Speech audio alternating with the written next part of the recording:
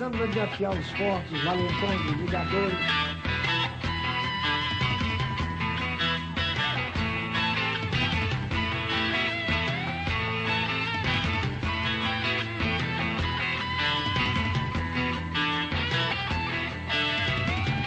Isso é que me dá a autoconfiança. Sabendo que qualquer situação que eu for posto, eu vou me dar bem.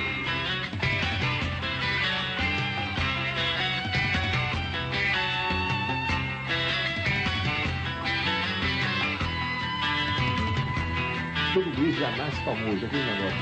Ah, foi primeiro Gris e tal, já sempre um adianta tudo.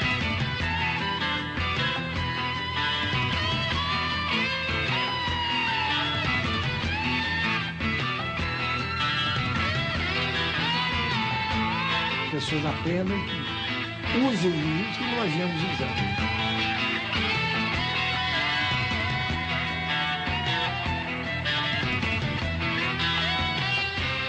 O jiu-jitsu não é só um patrimônio dos Greys. O jiu-jitsu é uma força nacional, muita gente sabe.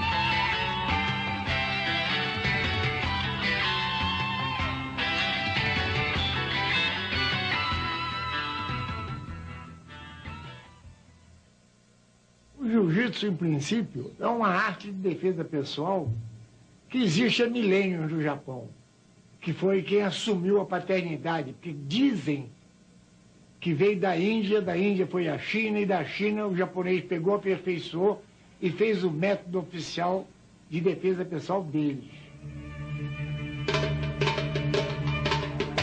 Os monges budistas, lá do norte da Índia, algumas milhas acima de Benares, onde o povo falava ainda o dialeto Pali ou Laurikosh, nasceu um homem chamado Siddhartha Gautama. Esse homem foi conhecido como Sakyamuni, o príncipe solitário, mas hoje em dia é conhecido como Buda, o iluminado.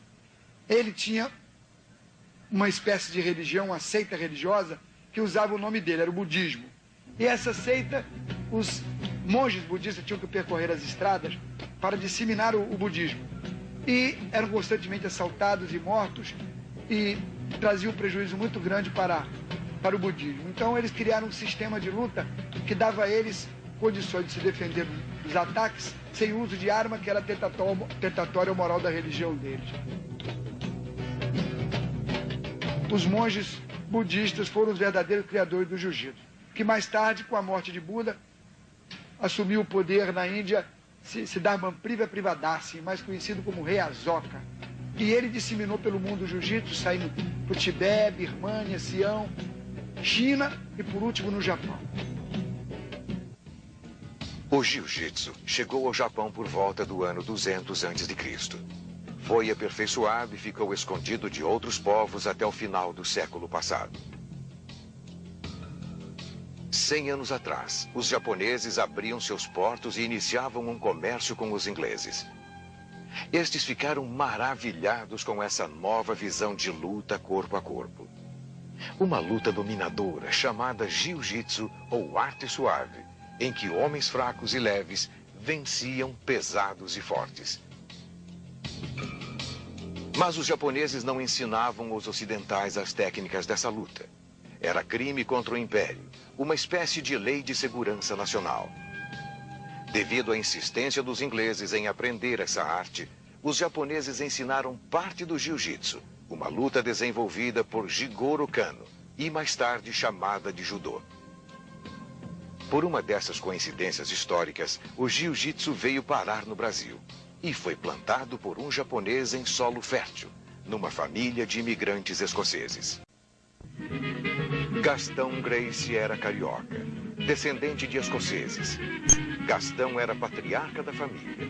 Desistiu da carreira diplomática, fixou residência em Belém, tornou-se homem influente na cidade, casou-se com uma moça da sociedade local e teve 8 filhos. Carlos Gracie, Gastão Gracie, Oswaldo Gracie, Jorge Gracie, Ilka, Helena, Mary e uma das maiores figuras da nossa história, uma das maiores figuras dos nossos heróis, no meio de tantos heróis, o nosso querido professor Hélio Gracie. Gastão Gracie ajudou Essaí Maeda, conhecido como Conde Coma, a prosperar nos negócios em Belém. Em forma de gratidão, o Conde Coma ensinou a Carlos, o mais velho dos filhos de Gastão Gracie, os segredos do verdadeiro jiu-jitsu japonês. Nesse momento, nossa história muda bruscamente. E quando nós viemos para o Rio, o falecimento de meu avô, meu pai veio com a família para cá e meu irmão passou a dar aula a amigos. Ele não tinha, assim, uma atividade, vamos dizer, especializada, e amigos queriam saber jiu-jitsu, ele começou a dar aula de jiu-jitsu. No Rio de Janeiro dos anos 20, a família Gracie encontrou uma capital da República agitada, como dizia Carlos Drummond de Andrade, rica em atividades culturais. Foi o período da criação do samba, e havia festas por toda parte. Os bares viviam cheios, onde os malandros e bons vivãs bebiam, dançavam, e a honra ainda era defendida em brigas dentro e fora dos bares. Capoeiristas e boxers dominavam o cenário da época. Mas, como sempre, existiam os valentões, os malcriados e os infratores de plantão. Com a família Gracie no Rio, puxados por Carlos Gracie, esse quadro começou a mudar. Depois de um ano e meio, eu só vendo ele dar aula de manhã até de noite, que eu não tinha o que fazer, adquiri a prática de saber o que ele dizia e de responder as perguntas que lhe faziam. Fiquei um papagaio. Sabia as perguntas e as respostas. Um dia ele se atrasa, e com esse atraso o aluno que veio dar aula, que era uma pessoa importante do Banco do Brasil, e eu disse: doutor, o Carlos não está, o senhor quer que eu vá passando um programa no senhor? Ele, vamos brincar, porque eu era garoto, tinha 15 anos. E do que eu dei aula, eu, como sabia aquilo tudo de cor, falei o que meu irmão falava, perguntava, dizia, mostrava. Quer dizer, era praticamente um professor, embora cópia. Quando meu irmão chegou, que quis dar aula, o aluno disse: olha, eu já fiz a aula com o Hélio e gostaria que ele continuasse me dando aula. Meu irmão, que nunca foi muito de morrer por trabalho, gostou. Primeiro, por saber que eu já sabia jiu-jitsu sem que ele me ensinasse. Segundo, que eu ia dar aula por ele, que ele não tinha esse trabalho, eu daria. Resumo, fui nomeado professor dessa maneira. Mas que tipo de professor? Ensinava. Mas depois eu queria fazer, eu comia sozinho e não conseguia. Daí comecei num esforço muito grande para que eu pudesse fazer a descobrir a diferença entre os movimentos que ele mostrava e o que eu teria que fazer. Essa foi a adaptação que eu fiz, que eu praticamente não inventei o nosso jiu-jitsu. Eu apenas adaptei a minha pessoa, criando formas de alavanca, de acordo com o que nós possuímos, ao dar aqueles movimentos que o japonês fazia à base da força e da habilidade.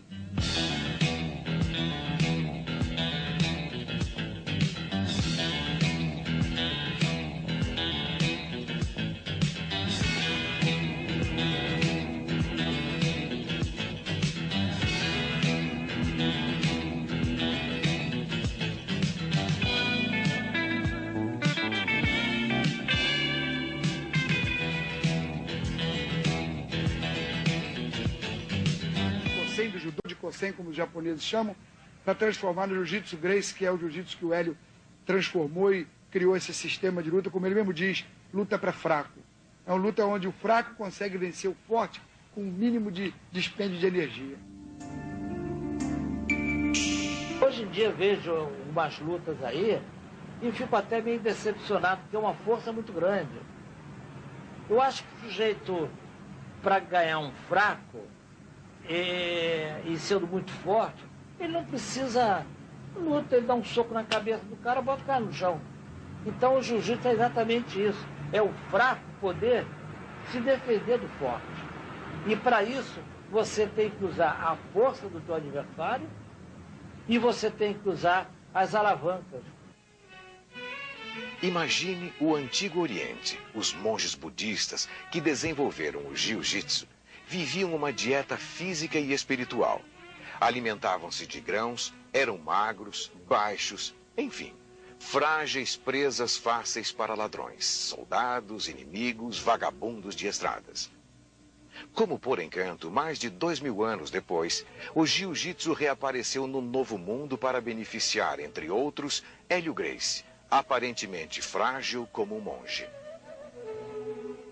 Eu pequeno, fraco, tinha vertigem, ninguém sabia a causa, depois vieram a dizer que era, vamos dizer, sistema nervoso. Eu era um menino cheio de complexo, cheio de recalque, queria ser valente, mas não queria ser medroso. E isso vai levando um cara, às vezes, para um caminho. Se eu não tivesse o jiu-jitsu, eu não sei o que seria hoje. Nos anos após a Segunda Guerra Mundial, os garotos brasileiros, como de outros países, tiveram problemas. Passaram por grandes dificuldades financeiras e emocionais. Um grupo de garotos cariocas teve a sorte e o privilégio de conhecer o jiu-jitsu, a luta suave e Hélio Gracie. Frequentar a academia de Hélio Gracie foi um privilégio para poucos. A academia de Hélio Gracie era um local não apenas para aprender defesa pessoal, mas também era uma academia que servia para os meninos serem educados, preparados psicologicamente e prontos para superarem qualquer problema. Hélio Gracie era o mestre, psicólogo, educador, adorado pelos alunos. Ele era o super-herói de uma era pré-televisão. E dentro dele tinha um negócio que me despertava, porque era talvez aquilo que eu não consegui ser, o guerreiro, né? Aquele homem que depois, muitos anos mais tarde, eu vinha saber que ele também tinha sido franzino, tinha tido suas dificuldades de saúde. Então, talvez esse fato tenha despertado dentro de mim, pelo instinto natural de uma criança, tenha me despertado esse sentimento de proximidade com ele. Talvez ele fosse aquele guerreiro naquela hora, na hora que eu precisava para poder vencer a minha grande batalha, que era a asma, nada mais do que isso. O jiu-jitsu é uma arte tão eficiente e dá às pessoas tanta segurança que tanto uma criança de 3, 4, 5, 6, 8, 10 anos, como uma pessoa, como uma moça, uma senhora, um velho, qualquer um aprende e aproveita tanto, porque ele não tem ideia de como se defender. Você, por acaso, tem ideia de como a gente encostar um revólver na barriga, como você defenderia? Se eu te mostrar, é uma besteira, uma bobagem. Qualquer um que me encostar um revólver na barriga, eu tomo a arma dele como quem... Nada, bobagem, a mais boba do mundo. De maneira que essa simplicidade e a eficiência de defesa é tão grande que todo mundo se empolga. Uns porque querem ficar mais eficiente, outros porque não querem apanhar, outros porque a autoconfiança modera o sujeito, ele fica mais tranquilo, mais sereno. Qualquer um de vocês que aprenda jiu-jitsu vai melhorar o modo de pensar 50%.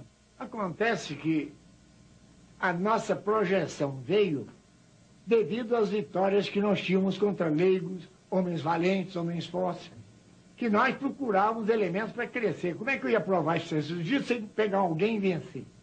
Então começamos a desafiar os fortes, os valentões, os brigadores, enfim, quem duvidasse da nossa superioridade física que aparecesse. No começo do século, os duelos armados perderam a força. Para tirar as diferenças entre inimigos, os homens brigavam em ringues, nos parques e nas feiras. Os mais jovens que desejavam aprender uma luta ou defesa pessoal tinham apenas duas opções: aprender capoeira ou aprender o boxe. Os Gracie, principalmente Carlos e Hélio, criaram uma estratégia diferente: o marketing agressivo para divulgar o jiu-jitsu. Imagine, quem em sã consciência iria entrar numa academia de uma luta com um nome estrangeiro? A maioria achava que a capoeira, um tanto vulgar, e o boxe, mais nobre, eram as melhores opções. Os Gracies passaram a desafiar todos os lutadores. O objetivo era conseguir alunos, popularizar o jiu-jitsu. Chegaram até a colocar anúncios no jornal, convidando pessoas para apanhar. Primeiro vencemos todo que era valente do Rio de Janeiro, de Soledade, bairro não sei quem, enfim. Os brigadores da época apanharam todos. Aí começaram a arranjar gente para nos vencer, porque no início nós temos uma oposição muito grande. Oposição essa que no brasileiro é muito comum. Você começa a crescer, eles querem testar a eficiência do cara. Seja em que arte for. Se você chegar no Rio de Janeiro e disser que é o melhor, ele não acredita no que você diz, daí vai pagar para ver. E esse pagamento, para ver, todos se deram mal, porque foram apanhando um atrás do outro. Aí começaram a vir boxer, minha primeira luta foi com boxer, depois veio luta livre, depois veio jiu-jitsu. Aí começou o japonês via todos começaram a apanhar. Durante 25 anos, os Gracie lutaram e venceram toda sorte de lutadores. Carlos e Hélio Gracie foram os criadores do Vale Tudo. Imagine um homem de 60 quilos como era Hélio Gracie, de pouco mais de 1,60 m. Imagine sua bravura, técnica e coragem. A principal luta de Hélio Gracie nesses anos, a que mais deu orgulho para a família, foi uma batalha histórica de mais de 3 horas de duração, entre ele e Valdemar Santana. Essa luta espantou o mundo. Hélio Gracie brigou com Valdemar Santana, ele com 42 anos, ele com 22, a diferença de peso de quase 30 quilos. Ele brigou 3 horas e 45 minutos. E essa luta só acabou porque o professor, já sem resistência, perdeu a luta por desmaio. Ele apagou e a luta se encerrou aí. Foi a luta que mais nos honrou. Em 52, eu parei de lutar. Foi a última luta que eu fiz com o campeão do mundo, Kimura. Que eu lutei, porque ele não quis lutar comigo, porque achou muito fraco para lutar com ele, que ele pesava 100 quilos, era um homem forte, campeão mundial. Me testou como vice-campeão do mundo. Pesava uns 15 quilos mais do que eu, 20.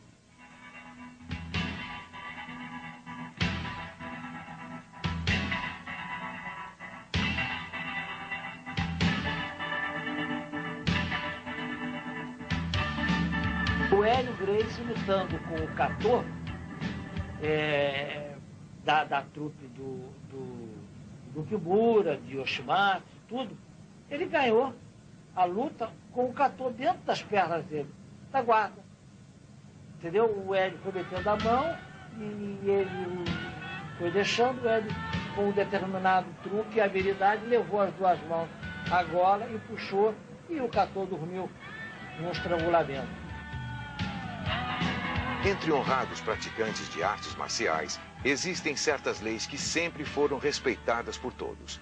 Um lutador não desafiava o campeão. Este sim, quando desejasse, concedia a honra de um desafiante lutar contra ele.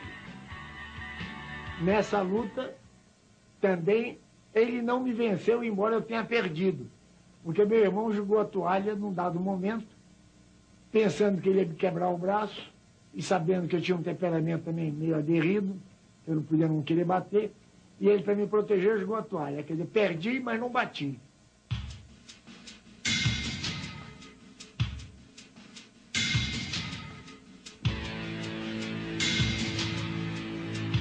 Caramba, um gigante, sabe? Ele só foi superado porque o gigante sabia um jiu-jitsu primoroso, e que tinha 100 quilos e ele tinha 62, sabe? Então, essas coisas todas... E ele perdeu ali como um guerreiro, um verdadeiro guerreiro. Não foi ele que pediu para parar. Foi o irmão dele que disse, pare, jogou a toalha, disse, para, porque vai arrebentar tudo. Mestre Hélio Gracie, lutador, psicólogo, educador e estrategista de marketing. No início dos anos 50 já possuía muitos alunos. Sua academia no Rio funcionava a todo vapor, repleta de jovens e promissores alunos, futuros lutadores. Esses meninos tinham, antes de se matricular, problemas psicológicos, muito comuns na infância e adolescência de qualquer homem. Esses problemas eram superados quando orientados por Hélio Gracie. Fui fazer defesa pessoal, e a defesa pessoal, então, foi a construção da minha base de vida. Porque aprender defesa pessoal representou para mim, como representa para qualquer um ainda hoje, para aqueles que sabem ensinar, ele representa a formação do indivíduo, quer dizer, a estrutura emocional do indivíduo, porque é você saber se defrontar com o imprevisível. O Hélio, além de grande lutador, além de ser um grande homem, ele era um grande psicólogo. Ele nunca leu um livro de psicologia na vida, mas ele tinha psicologia dentro dele. Ele sabia lidar com o aluno, ele sabia motivar o aluno, ele sabia ele sabia entrar no campo mental do indivíduo, de tal forma que os alunos, todos nós daqui, não só os alunos comuns, mas eu, Hélio Vígio, e Carson Gracie, Robson, nós tínhamos na tutela de Hélio Gracie no desenvolvimento do jiu-jitsu. O método Hélio Gracie de ensino de jiu-jitsu incluía, e ainda inclui, além da parte técnica e seus movimentos repetidos à exaustão, também uma certa orientação espiritual, psicológica, uma preocupação com o bem-estar mental e físico. Hélio Gracie é um educador e na época preparava seus meninos para enfrentar responsabilidades e compromissos, embora sempre com muita alegria e diversão. Então o nosso treinamento, a nossa diversão, melhor dizendo, era lutar. Então tudo que fosse diversão acabava em luta. Era uma luta no chão, era uma luta em pé, era um pega, era uma garra, era isso, era aquilo, resistência de pescoço, resistência de tração, de repulsão, e enfim. Tudo isso se resumia realmente em sermos um lutador de jiu-jitsu e também um professor de jiu-jitsu. Vivendo inclusive com aqueles rapazes, pô, todos eles mais velhos do que eu, todos eles já com uma boa formação de lutadores, todos eles valentes, formados na academia do mais valente de todos os valentes, que era o Hélio Gracie. Caramba, ali dentro não é questão de eu me transformar num valente no sentido negativo da palavra, de ser, sabe, um valentão de sair pra rua brigando. Não, ao contrário, era a valentia interna, era o poder, era ser poderoso, era ser forte. Ser forte no sentido de poder vencer as barreiras todas, fossem elas físicas, morais ou o que fossem. Há um lado positivo do jiu-jitsu, que é o lado que quando você tem confiança em você, quando você sabe que não apanha, ou que ninguém lhe é superior, seja em que arte for, você fica automaticamente mais tolerante. Essa superioridade o jiu-jitsu nos proporciona, em que você pode tranquilamente discutir, ponderar, pôr o indivíduo no seu lugar, sem precisar brigar. E essa maneira de falar segura, tranquila, apavora geralmente os infratores. Carlos Gracie, o grande mestre do jiu-jitsu, além de ter ensinado aos seus irmãos, descobriu também o segredo do universo. Alguém disse uma vez que o homem é o que ele come. Carlos Gracie percebeu isso e desenvolveu um sistema de alimentação diferente, onde se comiam alimentos compatíveis, que não causavam reações pesadas, apenas uma digestão natural e mais bem adequada a lutadores. Profissão de professor de esporte não pode estar se sentindo mal. Como é que eu vou dar aula a uma criança, ou um adulto, uma senhora, um senhor, com dor de cabeça, dor de barriga? Então ele começou, como ele tinha muitos filhos, a estudar um método de alimentação que beneficiasse a ele, a família e quem quisesse. Os Gracie levam a alimentação tão a sério quanto o treinamento de jiu-jitsu. Carlos Gracie era um nutricionista excepcional. A tabela criada por Carlos combina alimentos compatíveis. Um sistema que pode ser facilmente seguido por qualquer pessoa. Para facilitar a compreensão desse método, Carlos Gracie divide os alimentos em grupos. No grupo A, os alimentos podem ser ingeridos entre si e com apenas um do grupo B. Por exemplo, você pode comer carne com a maioria dos legumes ou com vários tipos de saladas. No grupo B, os alimentos não combinam entre si. Arroz é incompatível com feijão. No grupo C, os alimentos combinam entre si e com um do grupo B, mas sem prepará-los com gordura. Mamão e maçãs são permitidos num suco ou naturalmente. No grupo D, os alimentos mais difíceis não combinam entre si e nem com qualquer outro. Abacaxi, maracujá e manga se encontram aqui. Grupo E é um ensaio sobre a banana. Ela combina com mamão, leite e melancia. Nunca coma banana com abacate, açúcar ou mel. No grupo F, conselhos especiais sobre leite e com quais alimentos pode ser combinado. Leite vai bem com banana, ovos cozidos e os alimentos do grupo B, como aveia e arroz. No grupo G, um destaque especial sobre creme de leite e sua combinação.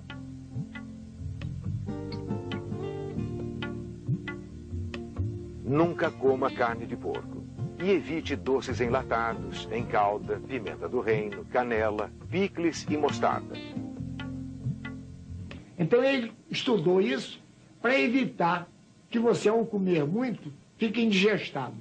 Se você comer uma quantidade enorme de qualquer comida, com sobremesa, com doce, com pudim, com carne, com arroz, você vai ter uma sensação, depois do almoço, diferente de comer combinado como nós comemos. O que mata as pessoas, às vezes, que causa mal-estar, é que se almoça ao meio-dia, às 2h30 toma um sorvete, um refresco, um gelado, quando é 4 horas como um biscoito, quando chega às 6 quer jantar. Resumo, não deu descanso ao organismo. E o nosso organismo é como se fosse uma usina de açúcar. Trabalha permanentemente, 24 horas. Então, se você não der tempo de digerir o que você ingeriu e joga outra coisa em cima, é como quem está varrendo no chão e o outro jogando sujeira em cima. E não para de varrer nunca. O jiu-jitsu tornou-se hoje em dia, pelo que eu estou vendo, pelo que eu estou acompanhando lá fora, é a vedete de todos os esportes. Com as competições que o Royce venceu no Ultimate Fighter que eles criaram, que o Ryan criou, lutando com outras artes marciais, vencendo todos os campeões do mundo das outras artes.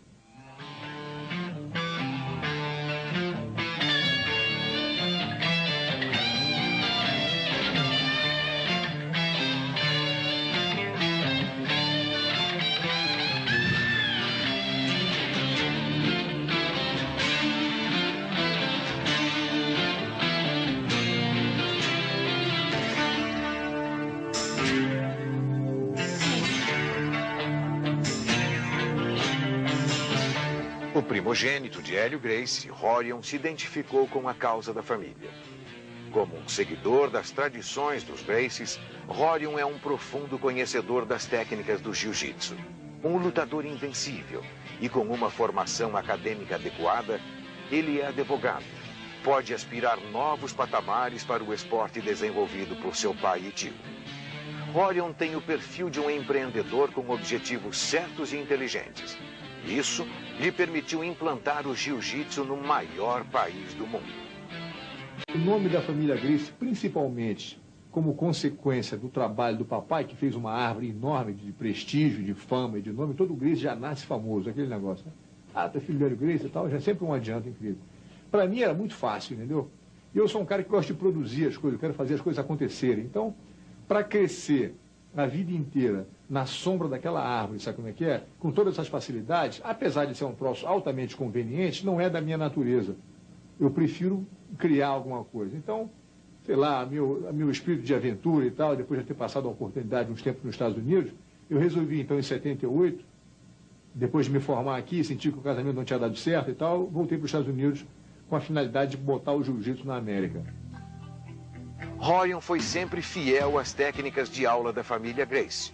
A filigrana e excelência dos movimentos treinados repetidamente. Isso cativou muitos alunos americanos durante um tempo. Rorion foi ator em Hollywood e ensinou não apenas artistas famosos como Mel Gibson e Chuck Norris, mas também policiais, soldados de forças especiais do exército americano. Nessa eu fui mais ou menos tomando um gostinho desse troço, enquanto isso tinha uma casinha pequena em Hermosa Beach, botei uns tatames na garagem e todas as pessoas que eu conhecia, eu convidava para tomar uma aula comigo. Nesse processo, um amigo trazia o outro e tal, e quando ele trouxesse um amigo, ele dava outra aula de graça, se trouxesse 10 amigos, ganhava 10 aulas de graça, cada um dos amigos ganhava, quer dizer, eu fui dando aula para todo mundo de graça, o pessoal gostava dessa e foi aumentando o boato que tem um cara do Brasil que ensina uma luta muito eficiente e tal, quer dizer, o negócio foi crescendo aos poucos nessa base.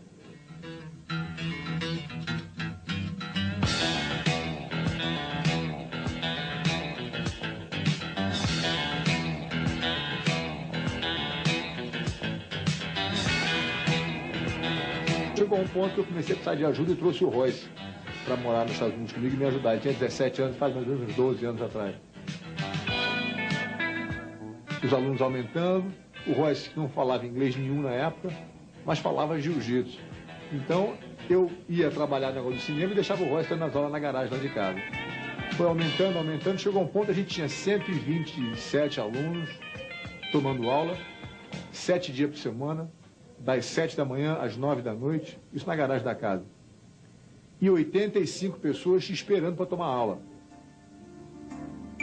O negócio foi aumentando, em 1990 abrimos a academia. Eu e o Royce montamos uma academiazinha, lá em Torres, uma academia modesta e tal, pequena. Mas em 2 anos o negócio começou a pegar fogo e a gente dobrou o tamanho da academia. Depois de alguns anos, sempre visando a expansão e a consagração do jiu-jitsu, Rorion criou o Ultimate Fighting, uma competição oficializada e lucrativa, herança dos desafios que Hélio e Carlos disputavam na juventude. Nessa de criar o Ultimate, que é um campeonato de vale tudo que não tinha regra e tal, como o pessoal conhece, sem tempo, sem juiz, sem regra, valia tudo, não tinha parada. Eu trouxe o John Mills, que é um cara muito conhecido nos Estados Unidos, para prestar um pouco de credibilidade ao evento. Quando você bota o nome como dele, que tem muito peso em Hollywood, o pessoal olha para você de outra maneira, né? Não é o cara que faz luta, negócio de luta, era um cara que faz negócio de luta, mas o diretor criativo do evento era o John Mills. Então, quando eu botei o John, me ajudou, inclusive, a desenhar o octagon, eu e ele fizemos um negócio, porque a gente tentou tudo que era tipo de ringue para chegar naquela conclusão. Até um ringue que tinha areia em volta, para o cara pisar na areia, escorregar e não poder sair, a gente pensou nisso, um ringue de fibra de vidro, pensamos em botar um negócio de água em volta, com jacaré, pensamos em tudo, você imaginar, a gente imaginou tudo, teia de elétrica, entendeu? Com um negócio elétrico em volta, como se diz, uma tela eletrificada, pensamos em tudo aquele negócio, você pode imaginar, e fomos eliminando por que podia e por que não podia. No final acabamos com aquela que deu certo, agora virou moda tudo quanto é canto. Não é difícil construir um octágono. Leva-se apenas algumas horas para deixá-lo pronto para uma luta, mas é o ideal para um espetáculo de vale-tudo. Lutadores de qualquer arte marcial sentem-se à vontade e o público tem uma visão quase completa. Para realizar o primeiro Ultimate Fighting, Rorion teve de usar de toda a sua capacidade de homem de negócios. Reuni a opção de alunos meus e falei, pessoal, vou criar um show de vale-tudo, assim, assim, assim, expliquei como é que era o negócio. E os alunos nos Estados Unidos, todo mundo botou uma grana e eu levantei o dinheiro para fazer o primeiro show, que eu não tinha. Fiz $150 mil essa brincadeira. O pessoal botou a grana, com o show montado na mão, eu liguei para o pessoal da Pay-Per-View e falei, olha, eu estou com um show pronto para fazer, preciso de alguém para transmitir no via satélite. Aí o pessoal gostou da ideia e fizemos uma sociedade meio a meio. O pessoal da Semaphore Entertainment e eu, né, a minha companhia, o All Promotion. Aí o negócio foi esquentando, esquentando, quer dizer, fizemos o primeiro show, eles pensaram que ia ter uma audiência de 40 mil pessoas, mas teve uma audiência de 85 mil no primeiro show. Então o pessoal ficou doido. Aquela Forbes Magazine, que fala de pessoal de negócio de dinheiro e tal, falou que é a mais bem-sucedida franchise em pay-per-view history.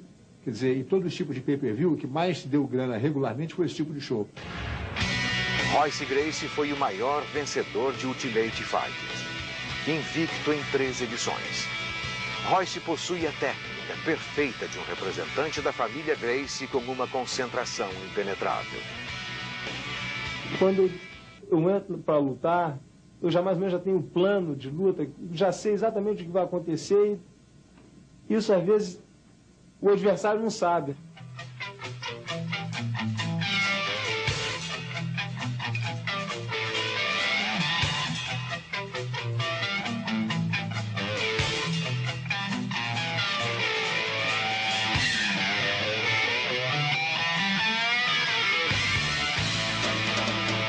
A luta mais difícil é contra mim mesmo, é dentro da minha cabeça. Porque eu crio o meu adversário, eu crio o adversário mais difícil. Eu me boto na posição, dentro da minha cabeça, na posição mais difícil, se o adversário me pegar nessa posição, como eu sairia? Eu imagino, crio a situação dentro da minha cabeça e se eu consigo sair. Isso é o que me dá a autoconfiança. Sabendo qualquer situação que eu for posto, eu vou me dar bem.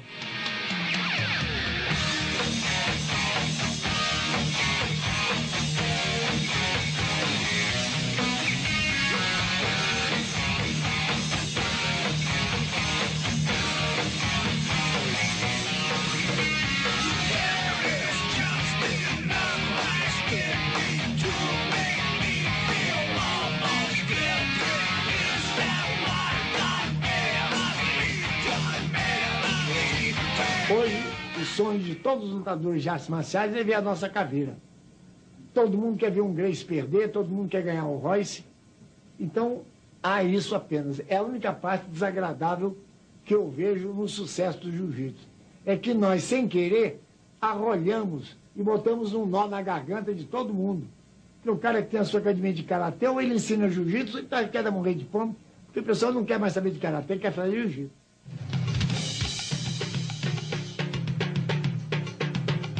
É sempre necessário um líder numa revolução social. Assim como é fundamental um ídolo na evolução de um esporte. Rickson Gracie, mestre e lutador de jiu-jitsu, é um super campeão brasileiro. Em qualquer esporte em fase de expansão, sempre aparece um atleta que se destaca. E às vezes ele vem na imagem de Pelé, o atleta do século, ou de um Emerson Fittipaldi. Rickson é um campeão brasileiro no mesmo nível de nossas maiores estrelas.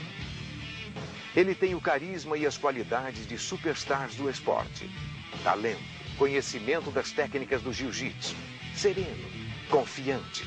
Ele passa exemplo de integridade e dignidade, maturidade profissional, nos mesmos moldes de seu pai, Hélio Gracie. Tudo que eu fiz na vida foi voltado para o lado positivo das coisas. Eu acho que o próprio jiu-jitsu, hoje em dia, ele às vezes é deturpado. As pessoas ensinam, acho que talvez só o Gil, entendeu? Só como é que faz para bater nos outros, como é que faz para ganhar uma luta. Eu acho que jiu-jitsu é muito mais do que isso. É a filosofia que a gente tem que ter, que dá realmente uma globalidade ao esporte, que é... Você vê outras martial arts, como o karatê, que não tem a mesma eficiência do jiu-jitsu, mas tem um lado bonito, que é a disciplina, que é a maneira com que eles se tratam, ou as maneiras com que eles identificam o zen aspecto da luta, entendeu? E eu acho que o jiu-jitsu precisa disso, não é uma coisa que esteja fora do jiu-jitsu, simplesmente porque o jiu-jitsu é uma luta eficiente. A minha preocupação, hoje em dia, é realmente unificar o jiu-jitsu como uma coisa que tenha também o lado filosófico, tenha também os benefícios e as condutas, o senso de conduta moral e ética do atleta, que tenha, entendeu? Que faça o atleta entender que esse poder que ele adquire não é o poder que ele vai usar para o mal ou para, entendeu? Ele tem que ter um equilíbrio. Você dá um revólver na mão de uma criança, é perigo na certa. Você dá o jiu-jitsu na mão de uma pessoa que não tem a formação moral, é o mesmo perigo. Então, dentro do meu coração, de querer dar o meu jiu-jitsu, mas não só a parte da luta, mas o que eu aprendi desde criancinha na academia, que é como se portar com relação ao mais fraco, como se portar com relação ao mais forte, de não ter medo das situações e não ter controle emocional para saber ponderar, para saber perdoar, para saber relevar muita coisa e levar para casa. Essas coisas são importantes, entendeu? Porque o esporte é feito exatamente dessa filosofia. Sem dúvida ele está certo. Rickson seguiu fielmente os ensinamentos de seu pai. Mas as lutas que o revelou como um futuro campeão foram travados contra o Zulu, um negro de 1,95 m. Um super atleta. Foram combates memoráveis. A luta do Zulu, a mais difícil foi a que não foi em Brasília, que foi a minha primeira luta profissional. E depois eu lutei com ele de novo no Maracanãzinho, numa luta que foi um pouco mais, não digo mais fácil, mas um pouco mais dentro de uma estratégia. Ele não queria perder, ele sabia que eu era forte no chão, então ele botou vaselina, ele lutou para empatar a luta, entendeu? E foi uma luta um pouco mais tática do que violenta e como mais louca, entendeu?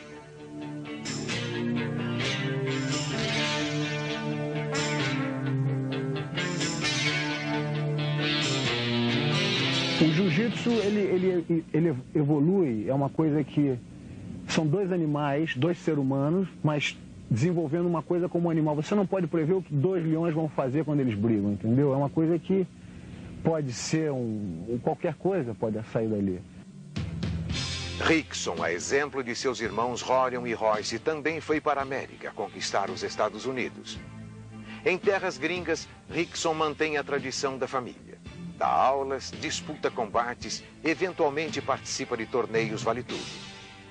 Em 94, seu prestígio cresceu ainda mais vencendo um Ultimate Fighting no Japão. No ano seguinte, ele repetiu o feito em grande estilo. Derrotou 3 japoneses. Mas não pensem que Rickson é só talento. Sua técnica é associada a um treinamento duro, eficiente, unindo os segredos da família Gracie, técnicas de respiração e yoga e métodos modernos. Rickson Gracie é pura determinação e concentração. Sua vontade de vencer é única e insuperável.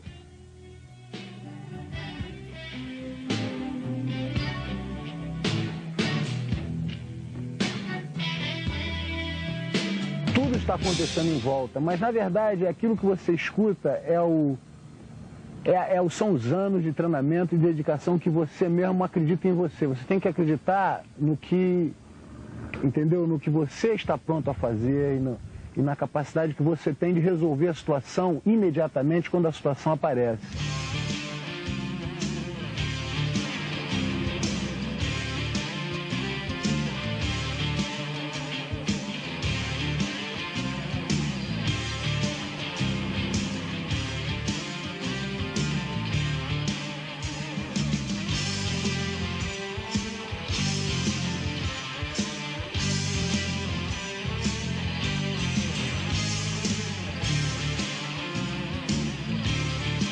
Em qualquer carreira ou em qualquer situação que a coisa tenha, entendeu? O que o produto seja bom, o que eu acredito que o jiu-jitsu e que eu acredito que os meus resultados como profissional são os melhores dentro do que eu posso esperar, mas existe a necessidade de um suporte na parte de organização, de infraestrutura, de business. E não podia ter encontrado uma pessoa que viesse mais perfeito para esse tipo de posição do que a minha mulher, que está por mim 100%. Um dos segredos do sucesso que tem sido para a gente é a gente estar sempre escalando como se fosse uma montanha, tá? Então, 94 foi uma coisa, 95 a gente quis que fosse maior e foi.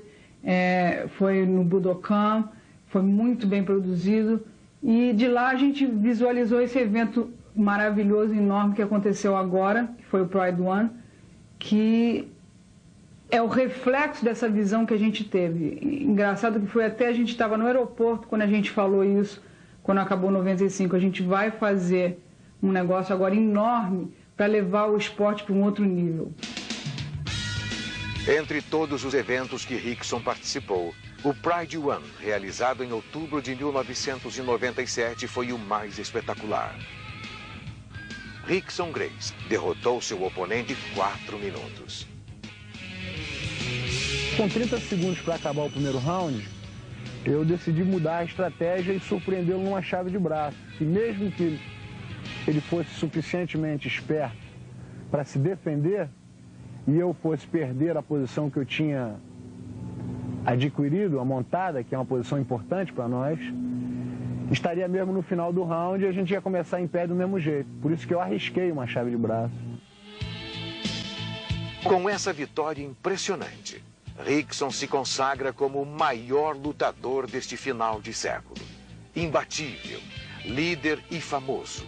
Ele comprovou mais uma vez as teorias de seu pai, Hélio Gracie, sobre a qualidade de vida, respeito, controle emocional, equilíbrio físico e mental.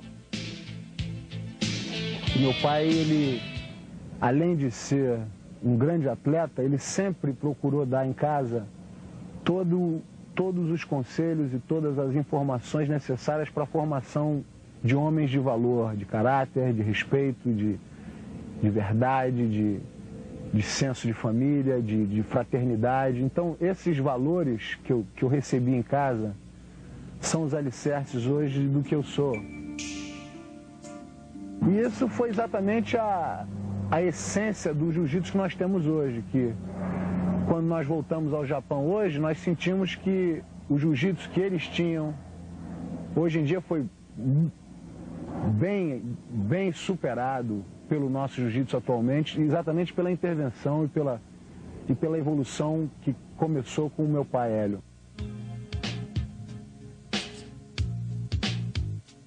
Todo mundo que quer uma arte marcial, ele não quer uma arte marcial inferior à outra. Todo mundo quer ser melhor. Se eu lhe der um automóvel, uma bicicleta, você prefere o quê? Bicicleta ou automóvel? Todo mundo quer o melhor.